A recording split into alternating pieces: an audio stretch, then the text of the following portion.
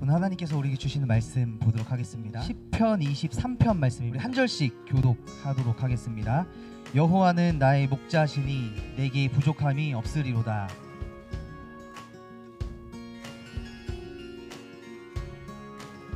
내 영혼을 소생시키시고 자기 이름을 위하여 의의 길로 인도하시는도다.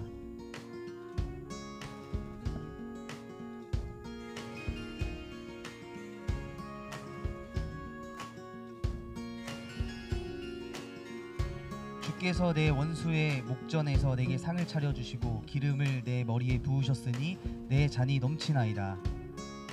선하심과 인자하심이 반드시 나를 따르리니 내가 여호와의 집에 영원히 살리로다. 아멘.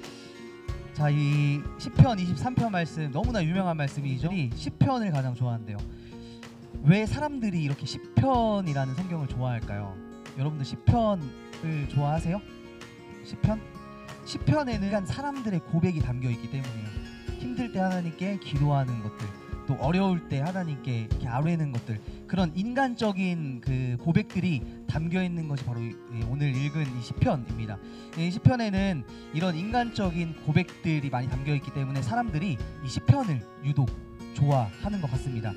오늘 이 시편의 내용을 조금 살펴보면 이 시편은 쉽게 말해서 하나님을 신뢰하고 하나님을 확신하는 노래라고 볼 수가 있어요. 시편은 바로 노래이죠. 그래서 이제 교회가 생겨나고 이 예배를 드려지는 이런 가운데 이 시편은, 이 시편 23편 오늘 이 말씀은 어떤 사람들이 많이 읽었냐면 죽음이 가까워오는 사람들에게 많이 이렇게 위로의 찬양으로 여겨졌던 시편이 바로 이 23편입니다. 왜냐하면 4절 말씀과 6절 말씀에 보면 내가 사망의 음침한 골짜기로 다닐지라도 이런 말씀이 있어요. 또 6절 말씀에 내가 여호와의 집에 영원히 살리로다 라는 이런 두 가지 위로의 말씀 때문에 이 죽음이 가까워오는 사람들 앞에 위로의 찬양이 되었어요. 또 이 시편에는 여호와는 나의 목자시니 내게 부족함이 없으리로다, 뭐 이런 은유적인 표현들이 많이 나오는 것을 볼 수 있습니다. 하나님을 나의 목자라고 표현을 하고 있어요. 시편을 기록한 사람은 다윗이라고 생각이 되어지는데, 이 다윗은 이 시편 23편에서 자신을 양으로 비유하고 있어요. 양. 내가 양이고 하나님은 나의 목자라는 거죠. 이 시편 23편을 제가 조금 쉽게 의역을 해보면 이렇게 할 수 있을 것 같습니다. 여호와는 마치 양을 돌보시고 보호하시고 또 양이 필요한 모든 것, 먹을 것들을 주시는 목자와 같습니다. 나에게 그런 목자와 같습니다. 내게 부족하거나 모자라거나 결핍은 없습니다. 그가 나를 좋은 목초지에 눕게 하시고 또 평안히 쉴 곳으로 나를 인도하십니다. 내 영혼을 다시 살게 해주셨고 자신의 이름을 위하여 나를 올바른 길로 인도하십니다. 내가 죽음의 그늘 혹은 사망이 엄습하는 곳으로 다닐지라도 해를 두려워하지 않을 것은 주님께서 나와 늘 함께하여 주시기 하셔서 주님의 지팡이와 막대기로 나를 보호해 주시고 나를 위로해 주시기 때문입니다. 주님께서 내가 원수로 생각하는 사람들 앞에서 나에게 상을 차려주시고 기름을 내 머리에 부으셨으니 내게 주시는 축복이 넘칩니다. 내가 사는 날 동안 선함과 인자함이 나와 함께 할 것이니 내가 하나님의 집에서 영원히 살 것입니다. 이렇게 조금 풀어서 설명을 할 수가 있을 것 같아요. 오늘 1절 말씀에 보면 여호와는 내 목자이시기 때문에 내가 부족함이 없다고 고백을 하고 있어요. 이 부족한 것, 아쉬운 게 없다는 거예요. 여러분들은 이 고백에 혹시 동의를 하십니까? 동의를 하세요? 여호와는 하나님께서 나의 목자가 되시기 때문에 내가 부족함이 없어, 아쉬울 것이 없어 하는지 모르겠어요. 하나님으로 하나님 때문에 부족한 것이 없고 아쉬운 것이 없으신가요? 하나님께서 이렇게 나를 푸른 풀밭, 쉴만한 물가로 인도하신다고 하시는데 여러분들의 삶 속에서는 하나님은 정말 여러분들을 쉴만한 물가와 푸른 풀밭 이런 곳으로만 인도하시나요? 아마도 우리는 오늘 이 시편의 말씀을 듣고 읽고 아주 많이 생각해 봤을 거예요.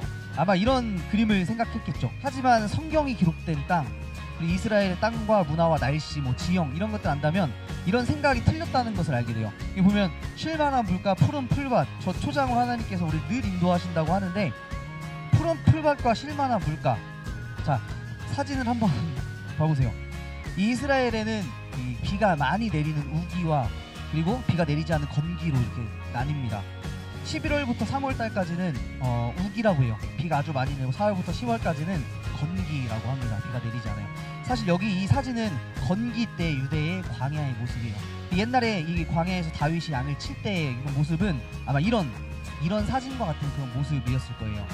다윗도 왕이 되기 전에 이 시편을 또 지을 당시에 양을 치던 목자 생활을 할 때 아마 이런 곳에서 양을 돌봤을 거예요. 여러분들 이 사진을 보면서 여러분 자신이 양이라고 한번 생각해보세요. 푸른 풀밭, 쉴만한 물가, 그곳에서 하나님이 이런 곳으로 인도하신다는 건데 그냥 진흙탕과 웅덩이 같이 보이지 않나요? 사실 이런 건기 때는 이런 진흙탕, 이런 물도 만나기가 힘이 듭니다. 그런데 이 우기 때가 되면은, 비가 많이 오는 우기 때가 보면, 이 광야의 모습을 보면 이렇게 쉴만한 물가와 푸른 풀밭이 생겨나기도 해요. 같은 땅에. 그러니까 우리가 생각하는 이 아까 사진 보았던 것처럼 대관령의 양떼 목장의 그런 모습은 아니지만, 건기를 지나서 우기를 만나면 그래도 어느 정도 풀도 먹을 풀도 있고 시냇물이 흐르는 이런 모습을 볼 수 있습니다. 우리의 목자 되신 하나님께서 우리를 늘 인도하시지만 우리의 삶 속에는 늘 푸른 풀밭, 쉴만한 물가만 있다는 건 아니에요.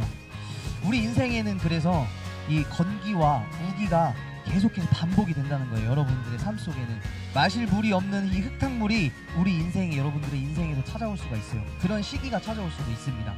하지만 그 시간을 인내하고 견디면 곧 비가 자라고 시냇물이 흐르는 우기, 이런 우기가 분명히 찾아온다는 거예요.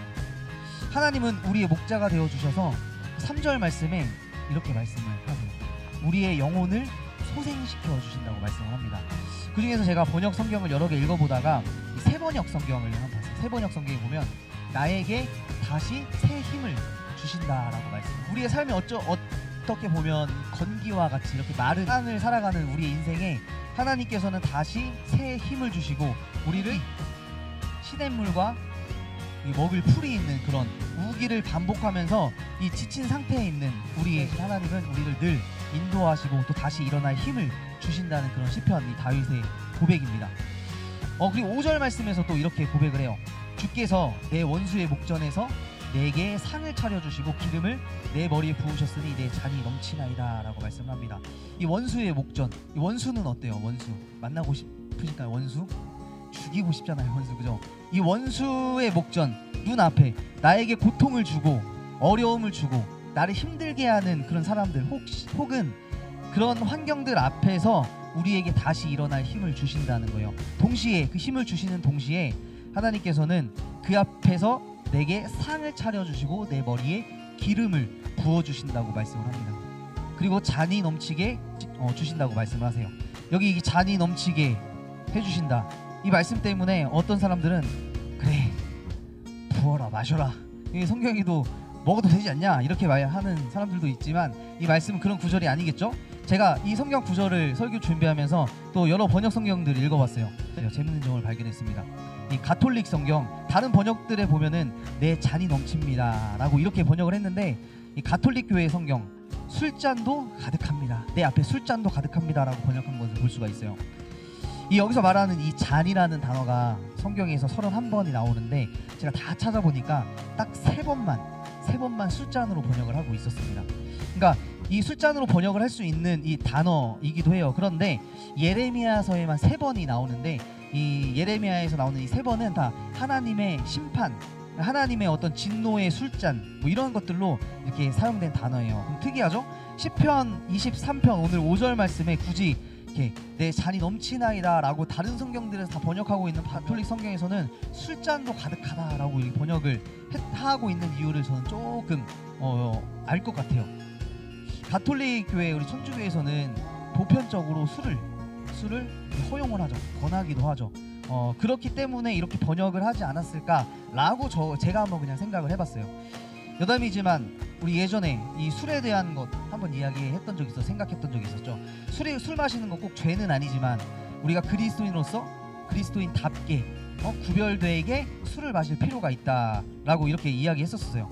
근데 지난번에 그런 생각을 하면서 우리 이 세상에 사는 비그리스도인들과 구별된 술 문화, 절대 먹지 말라는 이야기는 아니지만 그렇지만 우리 비그리스도인들이 이 먹고 마시고 놀고 행하는 그런 것들과 똑같이 그리스도인의 구별된 술 문화가 아닌 것 같다는 생각이 들어요. 돌아와서 내가 술이 중요한 건 아니에요. 돌아와서 그래서 여기서 말하는 이 잔은 뭐냐면 하나님이 넘치도록 여러분들에게 주시는 축복을 의미합니다. 잔이 넘치게 이렇게 넘치는 복을 의미해요. 정리하면서 오늘 여러분들이 시편 23편 말씀을 여러분들 믿으십니까? 이 고백을 믿으세요? 오늘 여러분들이 이 말씀을 꼭 붙드시기를 바랍니다. 오늘 말씀을 제가 반대로 한번 읽어봤어요. 반대로 시편 23편의 말씀이 얼마나 축복된 말씀인지를 한번 깨달을 수 있을 거예요. 제가 이렇게 반대로 개작을 한번 해봤습니다. 여호와는 나의 목자가 아니시니 내게 부족한 것 뿐이로다. 그가 나를 아무것도 없는 광야로만 인도하시며 진흙탕 꾸정물로만 데려가시는도다. 여호와는 여러분의 목자가 아니실 때 내 영혼을 죽이시고 자기 이름을 위하여 나를 고난의 길로만 데려가시는도다. 나를 사망의 음침한 골짜기로 데려가시고 그곳에서 만나는 악한 일들이 있어도 그의 지팡이와 막대기가 나를 지켜주시지 않고 오히려 나를 때리시는도다. 내 원수의 목전에서 나에게 더욱 창피를 주시고 내게 있었던 것들도 다 빼앗아 가시는도다. 내 평생의 악함과 고난이 나와 늘 함께 할 것이기에 내가 그의 집에서 영원히 살리로다. 이렇게 거꾸로 한번 읽어봤어요. 여러분들 하나님이 나의 목자가 되어주시지 않는다면 이런 인생을 살아갈 수도 있게 된다는 거예요. 우리의 인생이 하나님이 없으면, 우리의 주인이신 하나님이 없으면 우리는 아무것도 없는 그 광야로만 다니고 길을 잃고 그렇게 헤맬 수 있다는 거예요. 음침한 골짜기, 어렵고 힘든 인생 속에서 인생을 불평하고만 살아갈 수 있다는 겁니다. 또 평생 악한 일 가운데 살아갈 수도 있어요. 죄에 빠져서 죄가 다스리는 그곳에서 우리는 영원히 살아갈 수도 있다고 생각해 볼 수도 있어요. 그냥 제가 이렇게 반대로, 성경은 변하지 않는 것이지만 반대로 이렇게 개작해 본 것이지만 이렇게 읽어보니까 여러분들이 하나님을 나의 목자로 삼고 살아가야 할 필요가 있겠죠. 이번 한 주간을 또 살아가면서 또 올해 남은 한 해를 살아가면서 우리의 목자 되시고 나의 목자 되시는 그 목자가 되어주신다고 오늘 약속하셨던, 말씀에서 약속하셨던 그 하나님의 약속을 꼭 붙들고 살아가는 우리 청년들이 다 되길 주님의 이름으로 소망합니다. 이제는 우리 주 예수 그리스도의 은혜와 하나님의 크신 사랑과 성령의 위로 교제, 또 우리와 함께 동행하심이 여호와는 나의 목자시니 내게 부족함이 없으리로다 고백했던 다윗의 고백을 늘 기억하며 우리 인생의 목자 되어주신 그 주님을 늘 찬양하며 살아가겠다고 결단하고 나아가는 우리 청년들 가운데, 그들의 인생 가운데 이제로부터 영원토록 함께 하시기를 간절히 축원하옵나이다. 아멘. 우리의 목자가 되어주시는 우리 하나님께 우리 큰 영광의 박수 올려드리도록 하겠습니다.